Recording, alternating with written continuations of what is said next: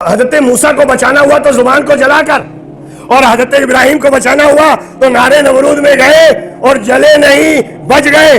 ان کو نہ جلا کے بچایا، وہاں جلا کے بچا رہا ہے۔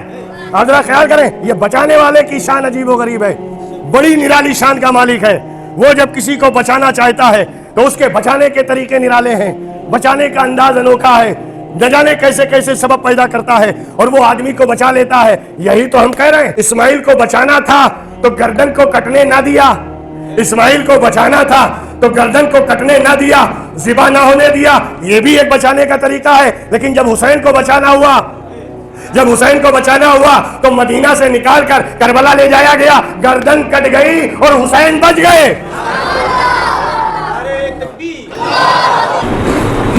حضور شیخ الاسلام والمسلمین رئیس المحققین حضرت علامہ سید محمد مدنی اشرفی جیلانی نے جو خراج عقیدت پیش کیا ہے بارگاہ امام میں، اس کے 2-3 شعر سماعت فرمائیں۔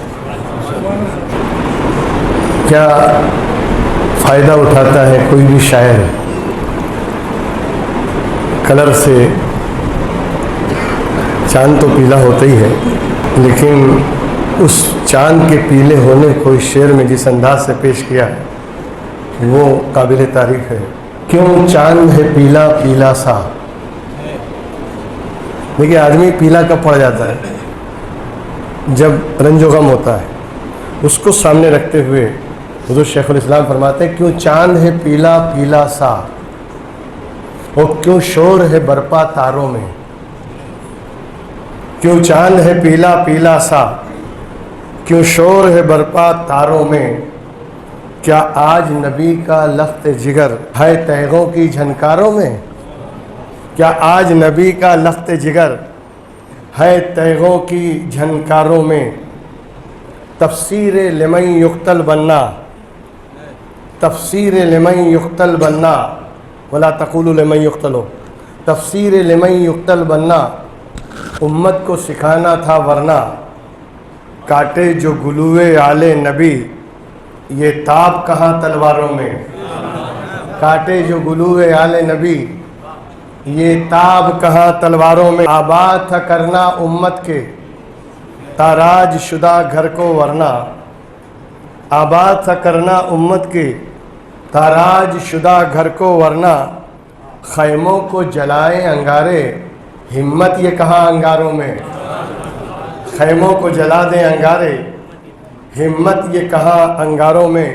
اور بیمار سی حالت دیکھ کے تم بیمار نہ سمجھو عابد کو، بیمار سی حالت دیکھ کے تم بیمار نہ سمجھو عابد کو، ہوتے ہیں مسیحا وقت کے جو یہ بھی ہیں انہی بیماروں میں۔ ہوتے ہیں مسیحا وقت کے جو یہ بھی ہیں انہی بیماروں میں۔ نبی اور آل نبی کی بارگاہ میں ایک بار اور درود پاک کا نذرانہ پیش کریں۔ اللہم صلی علی سیدنا مولانا محمد وعلی آل سیدنا محمد۔ جو واقعات کربلا ہے، حضرت امام کا مدینے سے نکلنا، مکے پہنچنا، پھر مکے میں رہنا، اور پھر عین حج کے موقع پر بغیر حج کیے وہاں سے روانہ ہو جانا، اور اپنے جانے سے پہلے اپنے بھائی مسلم بن عقیل کو بھیجنا، حضرت مسلم کا اپنے دونوں بچوں کو ساتھ میں لے کے جانا، پھر وہاں سے حضرت مسلم کا جواب یعنی بتانا کہ ماحول کیسا ہے اور یہاں لوگ آپ کے منتظر ہیں۔ امام پھر یہاں سے چلے مکہ سے، اور پھر راستے میں انہیں خبر ملی کہ حضرت امام مسلم کو شہید کر دیا گیا، اور ان کے دونوں بچوں کو بھی شہید کر دیا گیا۔ اس سارے واقعات ہیں، کہاں کہاں امام نے قیام کیا۔ پھر راستے میں حضرت حر سے ملاقات ہوئی جب وہ یزیدی لشکر میں تھے۔ حضرت امام کو انہوں نے گھیر لیا اور کہا کہ مجھے آپ کو گرفتار کرنے کے لیے عبید بن زیاد نے بھیجا ہے، جسے کوفہ کا گورنر بنا کے بھیجا گیا تھا، اور میں آپ کو گرفتار کرنے آیا ہوں۔ حضرت امام نے کہا ٹھیک ہے، ہم آپ کو ساری چیزیں بتاتے کہ ہم کیوں آئیں۔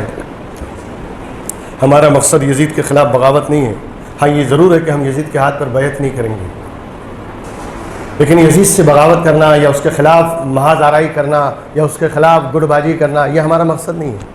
اور میرے آنے کا مقصد بھی یہ ہے کہ میرے پاس سینکڑوں نہیں ہزاروں کی تعداد میں کوفہ والوں کے خط موجود ہیں. وہ سارے خط حضرت امام نے دکھایا. پھر حضرت حر نے کہا اے امام ایک کام کرتے ہیں کہ میں اپنے فوجیوں سے یہ کہتا ہوں کہ حضرت امام کے ساتھ بات چیت جاری ہے، لیکن جب رات ہو تو آپ اپنے قافلے کو لے کے یہاں سے نکل جائیں. حضرت امام نے کہا ٹھیک ہے. جب رات کا سمے ہوا سارے فوجی سو گئے. حضرت امام نے اپنے قافلے والوں کو تیار ہونے کا حکم دیا. میں صرف سرسری طور پہ آپ کو بتا رہا ہوں. قافلہ رات بھر چلتا رہا. امام نکل گئے اپنے قافلے کو لے کے، لیکن جب صبح ہوئی تو اسی میدان میں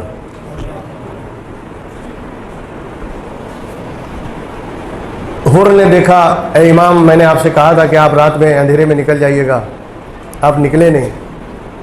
تو حضرت امام نے کہا نکل تو گئے تھے لیکن واپس وہیں آ گئے. کہا چلیے ٹھیک ہے آج بھی ہم بات چیت میں دن گزارتے ہیں، آج رات آپ نکل جائیں. دوسرے دن بھی یہی واقعہ پیش آیا کہ حضرت امام روانہ تو ہو گئے لیکن رات بھر چلنے کے بعد صبح دیکھا تو اسی میدان میں.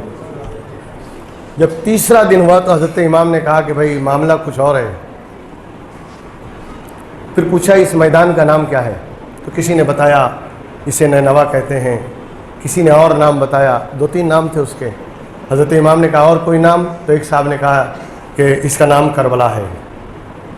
حضرت امام نے ایک نعرہ لگایا اللہ اکبر ارض و کربن و بلائن. یہ کرب اور بلا کی زمین ہے، بے چینی اور مصیبت کی جگہ ہے. اور سچ کہا تھا میرے بابا جان نے جب میں اور میرا بھائی امام حسن ہم لوگ جنگ صفین سے واپس پلٹ رہے تھے. اسی مقام پر آ کر حضرت مولا کائنات سو گئے. ایک درخت کے نیچے آرام فرما رہے تھے. اچانک آنکھ کھلی اور بابا جان گھبرا کے اٹھ گئے اور پسینہ پسینہ. اور جب ان سے پوچھا گیا کہ آپ کے گھبراہٹ کا اور آپ کے بے چین ہونے کی وجہ کیا ہے تو انہوں نے کہا میں نے ابھی ایک سپنا دیکھا ہے کہ اس میدان میں خون کی ندی رواں ہے اور میرا حسین اس میں ہچکولے کھا رہا ہے اور ہاتھ اٹھا کے مدد کے لیے پکار رہا ہے لیکن اس کی مدد کرنے والا کوئی نہیں. یہ حضرت امام نے حضرت علی کے سپنے کو یاد دلایا. اور پھر آپ نے کہا اب کہیں جانے کی ضرورت نہیں ہے، جو تدبیر تھی وہ ہم نے کر لیا ہے، اب ہوگا وہی جو تقدیر میں ہے.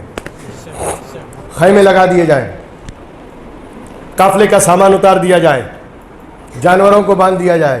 یہ 2 محرم تھا جب یہ قافلہ وہاں اترا.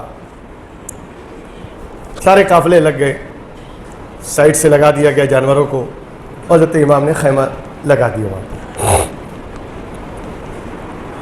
2 محرم سے ادھر امام کو روکا گیا، ادھر حر نے بتا دیا کہ بھائی امام آ چکے ہیں لیکن فلاں جگہ خیمہ زن ہے. اب عبید بن زیاد نے اور یزید نے اپنے حکم دے کر لشکریوں کو بھیجنا شروع کیا. تقریباً 22,000 کا لشکر، 22,000 تاریخ بتاتی ہے، 72 کے مقابلے میں 22,000 کا لشکر جرار سامنے آ کے قیام پذیر ہوا. اور اس میں جو سپہ سالار تھا عمرو ابن سعد. حضرت امام سے گفتگو ہوتی رہی، بات چیت چلتی رہی. امام نے 3 باتیں رکھی تھی کہ یا تو مجھے یزید سے ملنے دیا جائے، میں یزید سے مل کر ڈائریکٹ بات کروں گا، اور اگر ایسا نہیں ہے کہ مجھے یزید سے ملنے نہیں دیا جاتا. عمرو ابن سعد سے وارتا ہوتی رہی. امام نے 3 باتیں رکھی. پہلی بات یہ رکھی کہ مجھے یزید سے ڈائریکٹ ملنے دیا جائے، ہم خود مل کے بات کر لیں گے. دوسرا اگر یہ نہیں ہے تو مجھے مدینہ واپس جانے دیا جائے تاکہ میں مدینہ واپس چلا جاؤں. مجھے تو بلایا گیا ہے تو میں آیا ہوں، نہیں تو مجھے آنے کی کوئی ضرورت ہی نہیں تھی. اور اگر یہ دونوں باتیں بھی نہیں مانی جاتی تو پھر مجھے اجازت دی جائے میں کسی دوسرے ملک کی طرف چلا جاؤں، میں کسی دوسرے ملک کی اور نکل جاؤں اور وہاں جا کر دین اور تبلیغ اسلام کر کے اپنی زندگی کو پوری کر لیں گے. اور اس طرح یہ جو تمہیں خطرہ ہے وہ خطرہ بھی ٹل جائے گا. ہمیں کسی دوسرے ملک جانے کی اجازت دی جائے. اور ایک روایت میں یہ ملتا ہے کہ دوسرے ملک کہہ کر حضرت امام نے ہند کا نام لیا تھا، ہندوستان آنے کی بات کی. ایک روایت میں یہ بھی ہے کہ سرکار نے فرمایا کہ ہمیں ہندوستان جانے دیا جائے. تو ہندوستان آنے کا ارادہ کیا امام نے، یہ ہماری خوش بختی ہے، یہ ہماری خوش نصیبی ہے کہ اگرچہ وہ بظاہر نہیں آ پائے لیکن ہم نے ان کی غلامی کا پٹا اپنے گلوں میں ڈال لیا، اور آج ہندوستان میں بڑے پیمانے پر حضرت امام حسین کی یاد منائی جاتی ہے۔ اور انہوں نے جب وہاں پہ اس دنیا میں ہند کا نام لے کر ہمیں یاد کر لیا ہے تو یقین ہے کہ محشر میں بھی اسی طرح یاد فرما لیں گے انشاءاللہ۔ خیمہ دان ہو گئے، لیکن انہوں نے تینوں شرطیں نہیں مانا، نہ ہمیں آپ کو یزید سے ملنے دینا ہے، عبید ابن زیاد بیچ میں تھا، کوفہ کا گورنر، اس نے کہا ہم ملک شام آپ کو جانے نہیں دے سکتے، یزید سے کوئی بات نہیں کرنا ہے۔ رہا سوال مدینے واپس جانے کا، اگر جانے دینا تھا تو ہم آپ کو گھیرتے کیوں یا روکتے کیوں، اور رہا سوال کسی اور ملک جانے کا تو وہ بھی ہم اجازت نہیں دیں گے۔ بس ایک بات ہے، یا تو سر یا ہاتھ، سر دو یا ہاتھ دو۔ حضرت امام نے کہا پھر مجھے دیکھنا پڑے گا کہ سر زیادہ قیمتی ہے یا ہاتھ، سر زیادہ پریشیس ہے یا ہاتھ، سر زیادہ کاسٹلی ہے یا ہاتھ، اب مجھے دیکھنا پڑے گا۔ بعد میں امام نے فیصلہ کیا کہ ہم سر دے دیں گے، گردن کٹا دیں گے، لیکن یزید جیسے فاسق و فاجر کے ہاتھ پر اپنا ہاتھ نہیں دیں گے۔ کیوں؟ اس لیے کہ یہ ہاتھ 1,24,000 کم و بیش انبیاء کرام کا نائب ہے،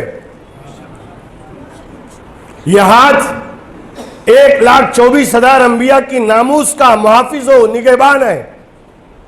اگر ہم نے ہاتھ دے دیا تو سارے انبیاء کا ناموس خطرے میں آ جائے گا۔ ایک شرابی جواری کبابی قسم کے آدمی کے ہاتھ پر ہاتھ دے کر اسلام اور شریعت کا مذاق بن جائے گا۔ نانا کا دین جس کی بنیاد رکھی ہے میرے نانا نے، اس اسلام کے دامن پہ داغ لگ جائے گا۔ اگر میں نے یزید کے ہاتھ پر بیعت کر لی تو پھر رہتی دنیا تک ہر فاسق و فاجر کے ہاتھ پر بیعت کرنا جائز ہو جائے گا۔ اس لیے ہم ہاتھ تو نہیں دیں گے، سر دیں گے۔ اور پھر یہی معاملہ چلتا رہا۔ 7 محرم آ گئی جو آج ہے، اسی 7 محرم سے چاروں طرف پہرے لگا دیے گئے کہ حضرت امام کے خیمے میں قطرہ پانی جانے نہ پائے۔ پہرے لگ گئے، ایک قطرہ پانی نہیں، 3 دن بھوکا اور پیاسا رکھا، چھوٹے چھوٹے بچے بلکتے رہے۔ حضرت سکینہ، اون و محمد اور بھی جو چھوٹے بچے تھے وہ پیاس سے تڑپتے رہے، حضرت علی اصغر تک 6 مہینے کا بچہ۔ لیکن ان ظالموں کو، ان سنگدلوں کو ذرا بھی رحم نہیں آیا کہ ہم کس کے نواسے کو پیاسا رکھ رہے ہیں۔ یہ اس نبی کا نائب اور جانشین ہے جو ساقی آب کوثر ہے۔ بروز محشر ان کے نانا کے ہاتھوں سے ہمیں جام کوثر پینا ہے، لیکن اس کے باوجود ان کے دل پگھلے نہیں اور وہ اسی طرح ڈٹے رہے۔ 3 دن مسلسل خیمہ امام حسین میں پانی کا ایک قطرہ بھی موجود نہیں تھا۔ یہ پورے واقعات ہیں، میں انشاءاللہ کل سے اس پر گفتگو کروں گا۔ میں نے سرسری طور پر تو کربلا پہنچا ہی دیا آپ کو، لیکن کوشش کروں گا کہ ان واقعات میں جو چھپا ہوا ہے یا جو راز ہے وہ انشاءاللہ آپ کے سامنے رکھنے کی کوشش کی جائے گی۔ آج تو میں صرف یہ بتانا چاہوں گا کہ دیکھیے بچانے والا پروردگار ہے۔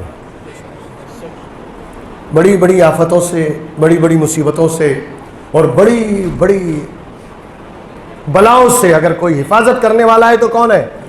اللہ ہے۔ وہ جب بچانا چاہتا ہے تو اس کے بچانے کا انداز عجیب نرالا ہے۔ اس نے اپنے محبوب کو جب بچانا چاہا ہجرت کی رات تو مکڑی کے جالے سے بچا لیا، کبوتری کے انڈے دے دیا، کبوتری نے اس انڈے سے بچا لیا۔ بچانے والے کی شان عجیب نرالی ہے۔ وہ جب بچانا چاہتا ہے تو اس کے بچانے کا انداز دیکھیں، اور جب تباہ کرنا چاہتا ہے تو تباہ کرنے کا انداز دیکھیں۔ اس نے جب حضرت موسیٰ کو بچانا چاہا، زیادہ واقعات میں جائیں گے تو بہت لمبی بات ہو جائے گی، لیکن ہوا یہ تھا کہ جوتشیوں نے اور کاہنوں نے فرعون کو بتایا کہ ایک بچہ پیدا ہونے والا ہے جو تیری سلطنت کو الٹ دے گا، تیرے تخت کو الٹ دے گا۔ تیری سلطنت کو تاراج کر دے گا. اس نے کہا ایسا؟ ہاں. آرڈر دے دیا کوئی بھی لڑکا پیدا ہو قتل کر دو. 70,000 بچے مارے گئے. 70,000 بچے مارے گئے. اور جب مرنے کی تعداد یہ دیکھا تو انہی کاہنوں نے اور انہی جوتشیوں نے پھر فرعون کو مشورہ دیا کہ اگر ایسے ہی آپ مارتے رہے نسل ختم ہو جائے گی, انسان کی نسل آگے کیسے چلے گی. کہا پھر کیا کریں؟ کہا ایک دن مارو ایک دن چھوڑو.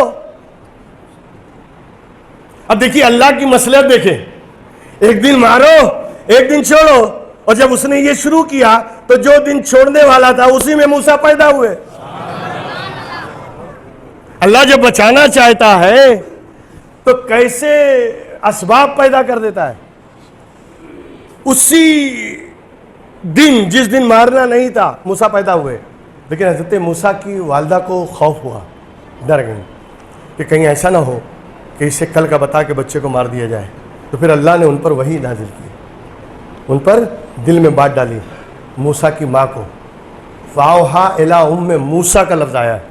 ہم نے موسیٰ کی ماں پر وحی کی. کیا کہا؟ ان کے دل میں بات ڈالی کہ تم اپنے اس بچے کو ایک ٹوکری میں رکھ کر دریا میں ڈال دو. اس ٹوکری میں رکھ کر دریا کے سپرد کر دو. ماں کا کلیجہ, ماں کا جگر, اب اللہ کا حکم. کہا بچے کو دریا میں ڈال دے, کہا ٹوکری میں رکھ کے دریا میں ڈال دو. اب بچے کو انہوں نے رکھا, دریا میں ڈال دیا. حضرت موسیٰ کی ایک چھوٹی بہن تھی, اسے بتایا کہ دیکھتے رہنا ٹوکری جاتی کدھر ہے. یہ وہی ندی ہے جس میں فرعون کو غرق کیا گیا, جس میں فرعون لشکر کے ساتھ ڈوبا تھا. اسی ندی میں حضرت موسیٰ کو بچپن میں ڈالا گیا. اب بتائیے, طاقتور فرعون کو ڈبا دیا اور ننھے سے موسیٰ کو بچا لیا. اور کمال کی بات تو یہ ہے کہ دریا کا رخ اس طرف ہے, موسیٰ کی ٹوکری جا رہی ہے اس طرف, بالکل الٹی دشا میں. اور بہتے بہتے بہتے اتفاق دیکھیں کہ فرعون کے محل میں چلی گئی. جس سے ڈر تھا اسی کے محل میں. اب وہ بہن دیکھ رہی تھی کہاں جا رہی ہے, اور جب فرعون کے محل میں گئی تو رانی صاحبہ غسل کر رہی تھی. نوکرانی نے اٹھا لیا, کنیز نے لا کے دیا, یہ ٹوکری آئی ہے, اس میں کھولا تو بچہ ہے. حضرت آسیہ جو فرعون کی بیوی تھی اور صاحب ایمان تھی, انہوں نے جب بچے کو دیکھا اپنے سینے سے لگا لیا. یہ ایمان کی حلاوت تھی, یہ ایمان کی حرارت تھی کہ حضرت موسیٰ کو سینے سے لگایا اور کہا اس بچے کو ہم پالیں گے. اچھا, اب اندر لے کے گئیں, فرعون کے کہا کہ ایک بچہ بہتا ہوا آیا ہے اور اس بچے کو ہم پالیں گے, ہمیں کوئی اولاد تو ہے نہیں, ہم اسی بچے کی پرورش کریں گے.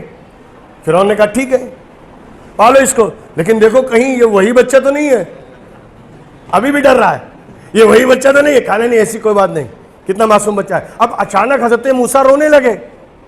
توجہ چاہوں گا, حضرت موسیٰ رونے لگے, بچہ ہے, بھوکا ہے. اب حضرت موسیٰ کی جو چھوٹی بہن پیچھے پیچھے گئی تھی وہ محل میں چلی گئی کہ بھیا کو وہاں دیکھو کیا کرتا ہے. اب جب موسیٰ رونے لگے, فرعون نے دائیوں کو بلایا اور کہا اس بچے کو دودھ پلاؤ. ہر دائی مشرکہ تھی,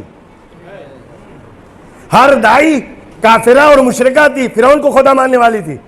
حضرت موسیٰ نے کسی کا دودھ پیا ہی نہیں. حضرت موسیٰ نے دودھ نہیں پیا. یعنی اتنا بے چین موسیٰ, بھوک کے مارے, لیکن کسی کافرہ اور مشرکہ کا دودھ نہیں پیا, منہ بھی نہیں لگایا. فرعون پریشان. اب یہ بچی آگے بڑھی اور اس نے آگے جا کے کہا میں ایک کو جانتی ہوں, اگر تم بولو تو میں اس کو لے کر آؤں, شاید اس کا دودھ پی لے. تو فرعون نے کہا لے آؤ. اب یہ گئی اپنی اماں کے پاس, چل بھیا رو رہا ہے. قرآن میں واقعہ موجود ہے. اب یہ آئی حضرت موسیٰ کی والدہ, جیسے ہی حضرت موسیٰ کی والدہ نے محل میں قدم رکھا, روایت بتاتی ہے موسیٰ چپ ہو گئے, موسیٰ خاموش ہو گئے. اور جیسے ہی آئی موسیٰ تو فرعون نے کہا بھائی دیکھو تم اگر تم سے دودھ پی لے تو پلا لو. انہوں نے لیا, حضرت موسیٰ پینے لگے, ماں کا دودھ ہے, پینے لگے. میں یہاں ٹھہر کر ایک بات بتاؤں, کوئی نبی کسی مشرک یا کسی کافر کا نوالا نہیں کھاتا ہے. کوئی نبی کسی مشرک یا مشرکہ کا, کافر یا کافرہ کا نوالا کھائے گا نہیں. حضرت موسیٰ نے دودھ نہیں پیا, آخر پیا تو اپنی ماں کا. موسیٰ کو کیسے معلوم یہ مشرکہ ہے؟ موسیٰ کو کیسے پتا کہ یہ کافرہ ہے؟ یہیں سے پتا چلا ہمارا بچپنا اور ہے, نبی کا بچپنا اور ہے. ہمارا بچپنا اور ہے, نبی کا بچپنا اور ہے. وہ بھلے ہی چھوٹے ہو مگر حرام و حلال کو جانتے ہیں, جائز و ناجائز کو سمجھتے ہیں. اسی لیے حضرت موسیٰ نے کسی کافرہ اور مشرکہ کا دودھ نہیں پیا. یہاں بات سمجھ میں آ گئی؟ اب ٹھہر کر ایک بات اور بتا دوں, میرے نبی کو جس نے پالا اس کا نام ابو طالب ہے. کیا نام ہے؟ حضرت ابو طالب. چچا نے پرورش کی, اور یہ بات پکی ہے کہ کوئی نبی کسی کافر یا کسی مشرک کا نوالا نہیں کھائے گا. اور جب میرے نبی کو انہوں نے پالا ہے تو پھر کافر کہنا بند کرو. کافر کیسے کہہ رہے ہو؟ اور اگر کافر کہو گے تو نبی پہ انگلی اٹھے گی. اتنے سال تک نبی کو کافر نے پالا. حضرت خیال کریں. اس لیے یہاں سے ہمیں استدلال ملتا ہے کہ حضرت ابو طالب کو کافر نہیں بول سکتے آپ, نہیں بولنا چاہیے. اس لیے حضرت علی ابن ابی طالب حضرت علی کے والد ہیں اور حضور کے چچا ہیں. یہ بحث الگ ہے, علماء کی بھی بحث ہے اور اس میں بہت ساری باتیں, لیکن میرا یقین تو یہی کہتا ہے کہ جب حضرت موسیٰ کسی کافر کے یہاں اگر ایک اس کا دودھ نہ پیے تو پھر میرا پیغمبر اتنے سالوں تک حضرت ابو طالب کی کفالت میں کیسے رہا؟ کیسے رہا؟ اور رہا تو اس کا مطلب وہ سمجھنا غلط ہے. اچھا وہ ساری باتیں بہت دور کی ہیں. کان میں بول دیا, کان میں بولا اللہ کے رسول نے کہ کلمہ پڑھو, حضرت ابو طالب نے نہیں پڑھا, نہ بول دیا. ابے کان میں کیا بولا تم کو کیا معلوم؟ اگر میں حافظ صاحب کے کان میں کچھ بولوں ان کو پتہ چلے گا؟ تو ان کو کیسے پتہ چل گیا کہ اللہ کے رسول نے کیا بولا؟ تم یہ کہتے ہو کہ رسول نے یہ کہا کہ کلمہ پڑھو. ہو سکتا ہے نبی نے یہ کہا کہ چچا جان آپ کا اسلام ظاہر کر دوں, آپ کا اسلام سب کو بتا دوں, تو انہوں نے منع کیا نہیں, بتانا نہیں. کیوں؟ اس لیے کہ اگر بتا دو گے تو کعبے کی تولیت اور اس کی جو ٹرسٹی کی چابی ہمارے پاس ہے, فوراً فتنہ ہوگا اور ہمارے ہاتھ سے وہ عہدہ چلا جائے گا. اور اے میرے محمد اگر عہدہ چلا گیا تو پھر تمہاری نگہبانی کرنے والا کون ہوگا؟ مصلحت تھی, اس لیے انہوں نے منع کیا. بہر کیف ایک دوسرے انداز سے بھی دیکھا جائے, دوسرے انداز سے بھی. اچھا ایک بات بتاؤ, کسی کافر کی میت میں جاؤ گے؟ بولو. اور اگر گئے تو کیا ٹھاٹری میں کنڈا دو گے؟ اگر دیا تو کیا ہوا؟ تمہارے ایمان کو کندھا دینا پڑے گا, ہے نا, کفر ہو جائے گا. کسی کافر کے جنازے میں نہیں, اور کسی کافر کی میت اٹھانا نہیں, کسی کافر کو کندھا دینا نہیں. مگر ہم نے دیکھا حضرت ابو طالب کا جب وصال ہوا تو جہاں 4 کندھے تھے, ایک کندھا علی کا تھا, ایک کندھا میرے رسول کا تھا. بتائیے, پھر بھی کہہ رہے ہیں کہ نہیں مسلمان نہیں. ابے میں سمجھتا ہوں تم کو ہی مسلمان نہیں کہنا چاہیے, تم اس لائق نہیں ہو. اس بحث میں نہیں پڑھنا ہے, آگے بڑھتے ہیں. حضرت موسیٰ نے کافرہ اور مشرکہ کا دودھ نہیں پیا, اور جیسے ہی یہ آئیں ماں دودھ پینے لگے. اور اس کے بعد کیا ہوا جانتے ہیں؟ ایک دن جب تھوڑا بڑے ہو گئے, بچہ گھٹنوں کے بل چلتا ہے نا, بکیاں اس طرح چلنے لگے. ایک دن بیٹھے تھے فرعون حضرت موسیٰ کو گود میں لے کے بیٹھا تھا. آپ ذرا دیکھو, اللہ جب بچانا چاہتا ہے تو دشمن کی گود میں بٹھا دیتا ہے, اور دشمن اس کا کچھ بگاڑ نہیں سکتا. بٹھایا, بیٹھے تھے حضرت موسیٰ. پتہ نہیں حضرت موسیٰ کو کیا جلال آیا, جلالی تو تھے ہی بچپن سے. فرعون کی داڑھی پکڑی اور پکڑ کے خوب کس کے ہلا دی. لمبی داڑھی تھی, پکڑا اور کس کے ہلایا. فرعون بولا ارے یہ وہی بچہ ہے, اس کی اتنی ہمت کہ میری داڑھی پکڑ کے ہلا رہا ہے. یہ وہی بچہ ہے جو میری سلطنت کو الٹا کر دے گا، میری سلطنت کو تاراج کر دے گا۔ اس نے فوراً سوچا میں اس کا امتحان لوں گا، اگر یہ عام بچوں کی طرح ہوگا تو یہ آگ کے شعلوں کی طرف جائے گا، اور اگر یہ خاص بچہ ہوگا تو ہیرے اور جواہرات کی طرف جائے گا۔ اس نے ایک جگہ ہیرے جواہرات رکھے، ایک جگہ آگ روشن کر دی، کوئلے وغیرہ جلا کے آگ جلا دی، اور حضرت موسیٰ کو دونوں دکھا کے چھوڑ دیا۔ اب حضرت موسیٰ میں وہ نور نبوت تھی، وہ نبوت کا کمال تھا، وہ نور تھا جو حضرت موسیٰ کو ہیرے کی طرف لے چلا۔ موسیٰ چلے ہیرے کی طرف، سدرہ پہ جبریل کو حکم ہوا، اے جبریل دیکھو آج فرعون تو وہ اسے قتل کر دے گا، وہ اس چراغ کو بجھا دے گا، اور ہم نے جو چراغ جلایا ہے وہ بجھانے کے لیے نہیں بلکہ لوگوں کی ہدایت کے لیے ہے۔ اے جبریل جاؤ موسیٰ کو تنگ کرو۔ فوراً جبریل آئے، حضرت موسیٰ جا رہے تھے ہیرے کی طرف، دھیرے سے پش کیا حضرت جبریل نے، چلے گئے آگ کی طرف، کوئلہ اٹھا بھی لیا، منہ میں رکھ لیا، جس کی وجہ سے حضرت موسیٰ کی زبان جل گئی، اور زبان جلی تو زبان میں لکنت اور توتلا پن آ گیا۔ اسی لیے جب بعد میں جوانی میں اللہ نے جب حضرت موسیٰ سے کہا اے موسیٰ جاؤ فرعون کی بارگاہ میں، جاؤ اس کے دربار میں اور اسے ہمارا پیغام دو، حضرت موسیٰ نے کیا کہا؟ رب اشرح لی صدری ویسر لی امری واحلل عقدۃ من لسانی یفقہوا قولی۔ اے اللہ میری زبان میں جلنے کی وجہ سے جو رکاوٹ ہے پہلے اسے تو دور کر دے، پہلے اسے تو دور کر دے۔ اور اس کے بعد حضرت موسیٰ گئے اور زبان صاف زبان میں بات کرنے لگے۔ میں بتانا یہ چاہتا ہوں، کھا لیا انگارہ، زبان جل گئی۔ اگر اس دن زبان نہ جلتی، موسیٰ بچتے، اگر زبان پہ کوئلہ نہ رکھتے، کیا موسیٰ بچ پاتے؟ تو یہ بچانے والے کی شان ہے کہ جب موسیٰ کو بچانا چاہا تو زبان کو جلا کے بچایا، اور جب ابراہیم کو بچانا چاہا تو آگ میں لے گیا اور نہ جلا کے بچا لیا ہے۔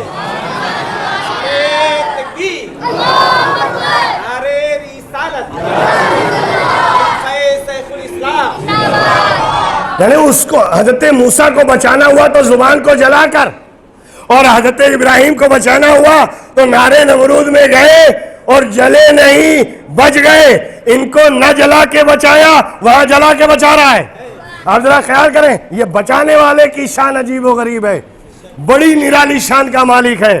وہ جب کسی کو بچانا چاہتا ہے تو اس کے بچانے کے طریقے نرالے ہیں، بچانے کا انداز انوکھا ہے، نہ جانے کیسے کیسے سبب پیدا کرتا ہے اور وہ آدمی کو بچا لیتا ہے۔ یہی تو ہم کہہ رہے ہیں، میدان مینا میں حضرت اسماعیل کو لٹایا گیا، حضرت اسماعیل کو لٹایا گیا، ابراہیم کی آنکھوں پہ پٹی باندھی گئی، ہاتھ میں چھری ہے، گلے پہ چلایا گیا، لیکن جبریل کو حکم ہوا ہٹا لو اسماعیل کو، جنتی مینڈا لے جاؤ، جنتی مینڈا لے جاؤ، اسماعیل کی جگہ اس کو رکھ دو۔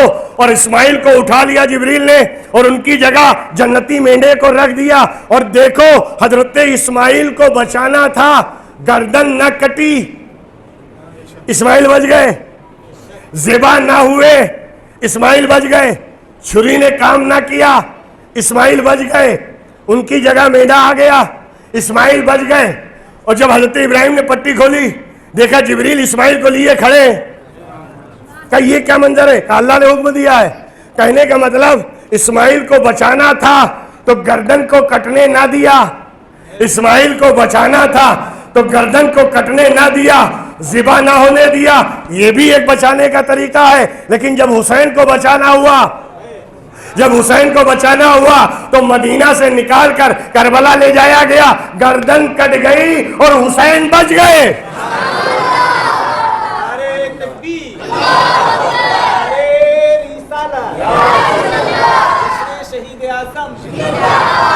گردن کٹی، شہداء بچ گئے۔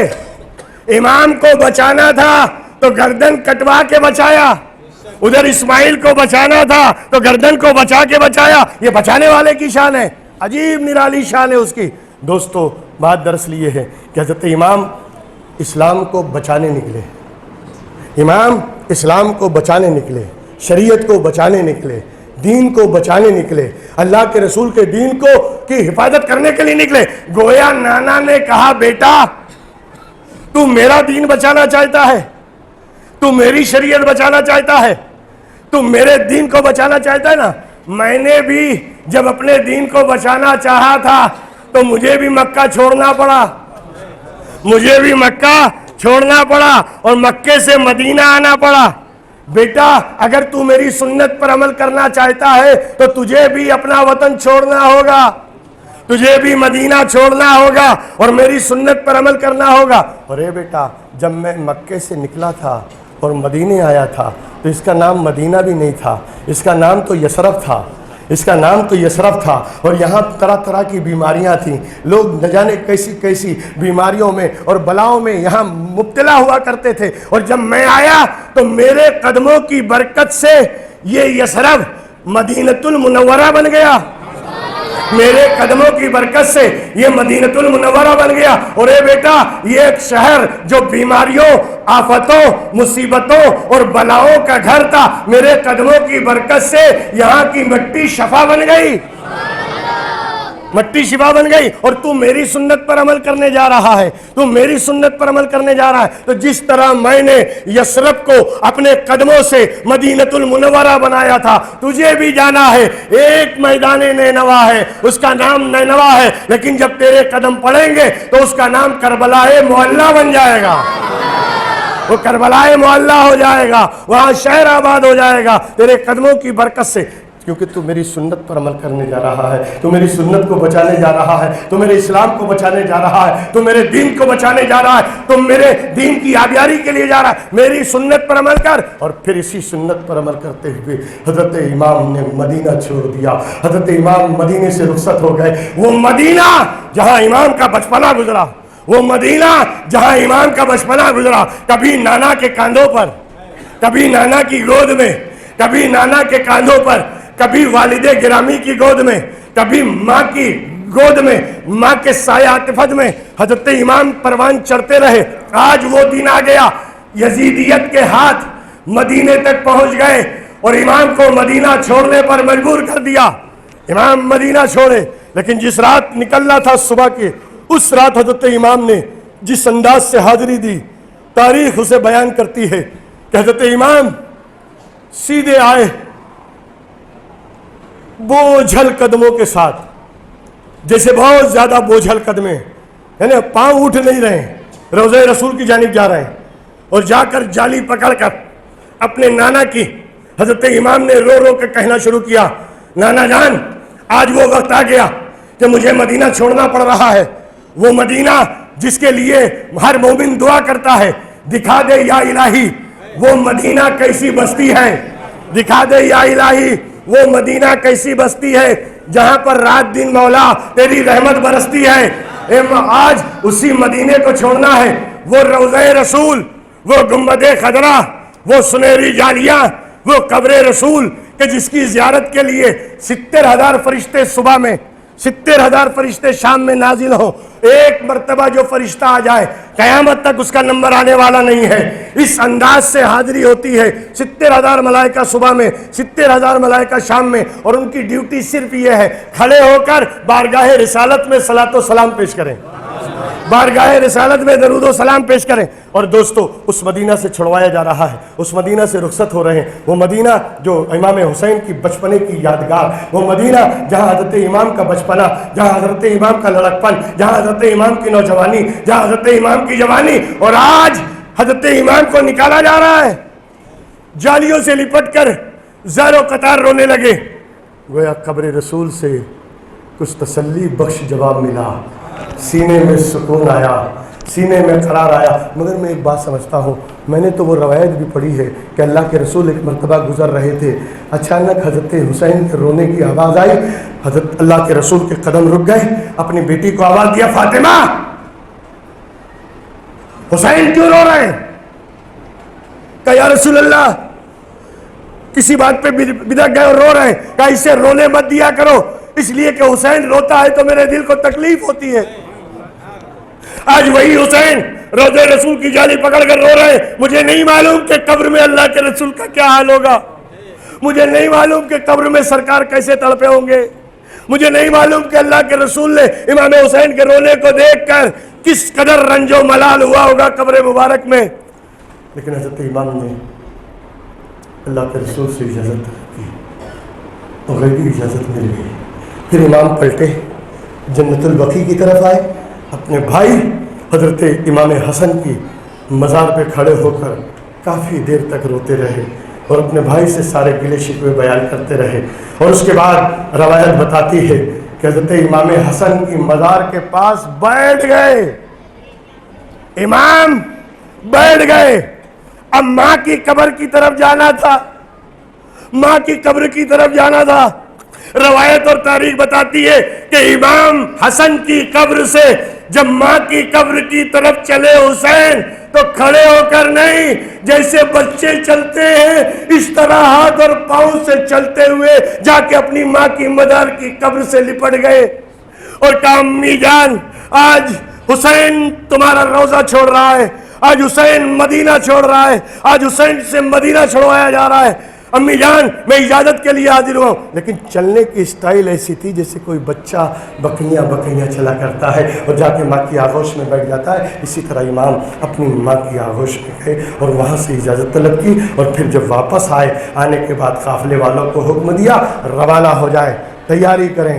سارا قافلہ روانہ ہو گیا سوائے ایک بیٹی حضرت صغرا کے جو مدینے میں تھیں اور اس وقت بہت بیمار تھیں، اور اتنی بیمار تھیں کہ بخار کی شدت سے بے ہوش پڑی تھی، انہیں ہوش بھی نہیں۔ سارے قافلے والوں نے حضرت صغرا کے سر پہ ہاتھ رکھا، ایک ایک کر کے ہاتھ رکھتے رہے، قافلہ روانہ ہو گیا۔ حضرت امام مدینہ سے روانہ ہوئے مکہ کے لیے۔ آئندہ کل انشاءاللہ